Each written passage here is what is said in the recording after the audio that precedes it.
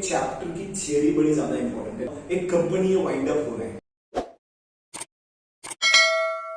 Hello everyone, so today we are here with a new chapter, liquidation of company, TY/BCom SAM 6, ठीक है, financial accounting.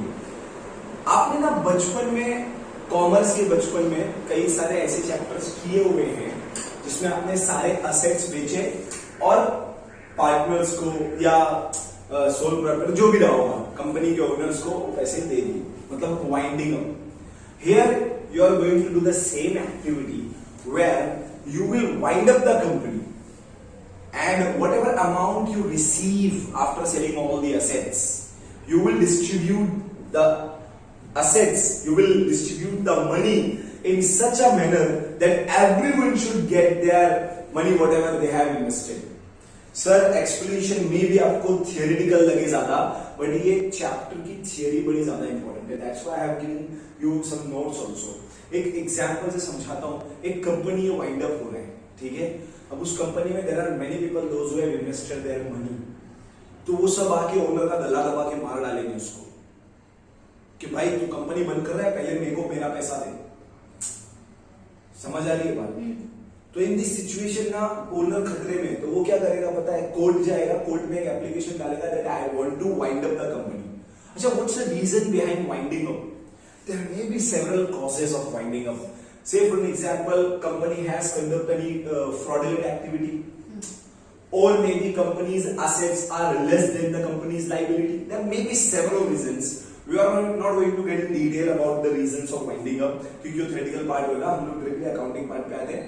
तो court में बोलेगा मुझे winding up करना है, कोर्ट क्या करेगा? उसको एक लिक्विडेटर भेजेगा। कोर्ट क्या करेगा? उसको एक लिक्विडेटर भेजेगा उसकी कंपनी में। लिक्विडेटर क्या करेगा पता है? आएगा, कंपनी के सारे असेट्स को बेचेगा, और वो जो असेट बेचने में जो पैसे आए, वो पैसे कंपनी के सारे members, share holders, debenture holders, creditors, अगर कोई एम्प्लॉइज की सैलरी पेंडिंग है तो उनको सबको पैसे दे देगा। अब आप सोच रहे हो कि सर इसमें लिक्विडेटर को आने की क्या जरूरत है? बेटे आप जरा सोचो, अगर लिक्विडेटर बीच में नहीं आएगा, कोर्ट से भेजा हुआ पर्सन बीच में नहीं आएगा, तो आपको नहीं लगता कि इन्वेस्टर ओनर को मार डालेंगे? पहले मुझे पैसा दे, पहले मुझे पैसा दे। एग्रीड और नॉट? इसीलिए ओनर पीछे हट जाता है। ओनर इन द सेंस जो प्रमोटर या जो भी हो, वो पीछे हट जाता है और लिक्विडेटर ये सारा काम करता है। अब वो जो पेमेंट करेगा ना, उसकी लिस्ट है। उसकी क्या है? लिस्ट। अक्सर TY/BCom या TY/BF के लेवल पे लिस्ट वगैरह नहीं दी जाती बच्चों को, डायरेक्टली बताया जाता है देखो ये असेट बेच के पैसा है और ये पेमेंट होगा, लेकिन एक्चुअली लिस्ट के अकॉर्डिंगली पेमेंट होना चाहिए। और CA IPCC जो बच्चे करते हैं, यानी CA इंटर, उनको जो चैप्टर है उसमें लिस्ट उनको याद करवाई जाती है। मैं चाहता हूं कि आप वो पेमेंट की लिस्ट याद करो। लिक्विडेटर के पास, समझ में आ रहा है? हाँ सर। सारे असेट बेच दिया, पैसे आ गए, अब ये पैसे उसको डिस्ट्रीब्यूट करना है सबको। हाँ। सबसे पहला वो क्या करेगा पता है? सबसे पहला अपनी पेमेंट निकालेगा। सबसे पहला अपनी पेमेंट, क्योंकि वो आया है, वो काम कर रहा है।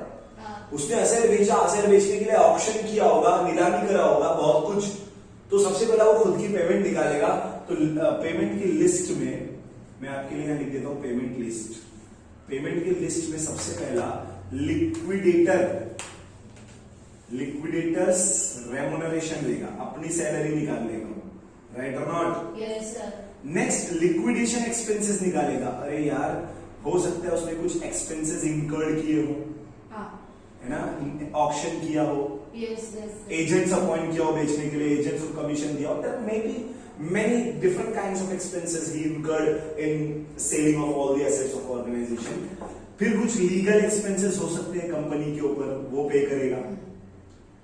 इसके बाद सिक्योर्ड लायबिलिटी पे करेगा। क्या पे करेगा? Secured liability. समझ आ रही है बात? Yes sir.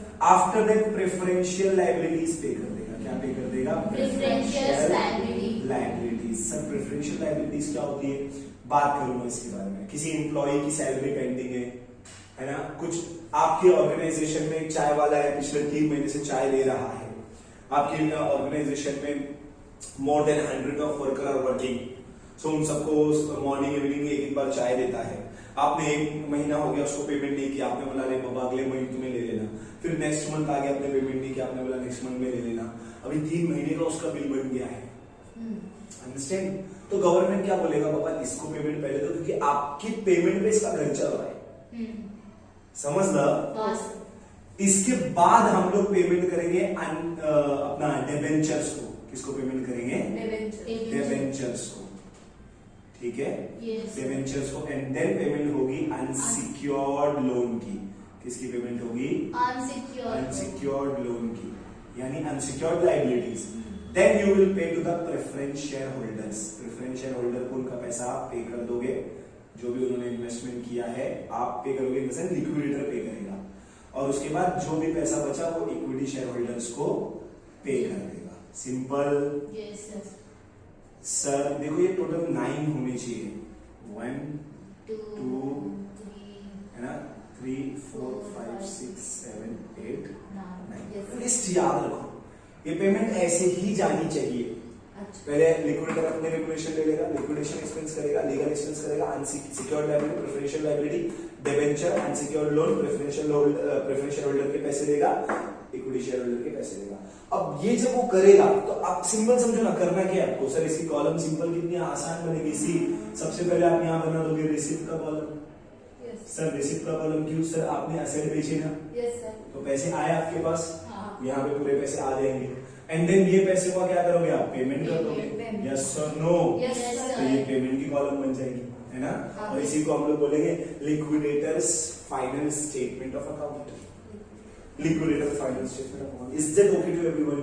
पक्का पक्का। चलो first liquidators remuneration, second liquidation expenses, legal expenses, secured liability, preferential creditors, debenture, unsecured preference, equity। Simple.